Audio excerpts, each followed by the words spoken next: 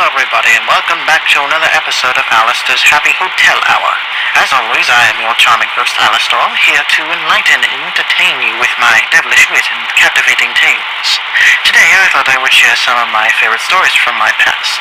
Now I'm sure you all know that I had quite a colorful history filled with mayhem and mischief, but I assure you these stories are nothing short of entertaining. Let's start with a tale from my days as a radio host in New Orleans. As some of you may know, I was quite the sensation on the airwaves.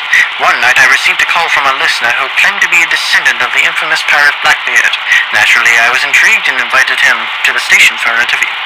But as he arrived, I couldn't help but notice that he had a striking resemblance to Blackbeard himself.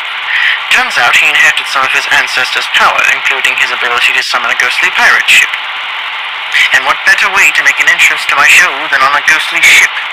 We had a grand old time, swapping stories and causing mischief on the air. But the night went on.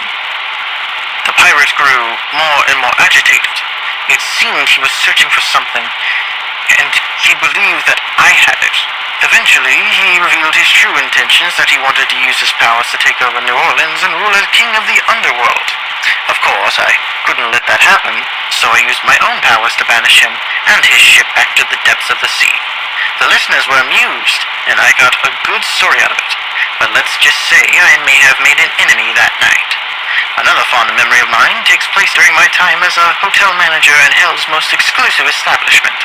One day I received a visit from Lucifer himself, who was in a bit of a bind. He had lost his prized violin, and he believes it was stolen by a group of imps. Now, normally I wouldn't bother with such trivialities, but Lucifer promised me a handsome reward, so I couldn't resist. I searched high and low using my wit and charm to interrogate the imps and retrieve the violin. And after a bit of scuffle, I did just that. Lucifer was pleased, and as a reward he invited me to the private concert with his band of demon musicians. I must say it was quite an experience, and I even got to perform a song of my own. That night ended in a grand party, and I may have even made a few new friends.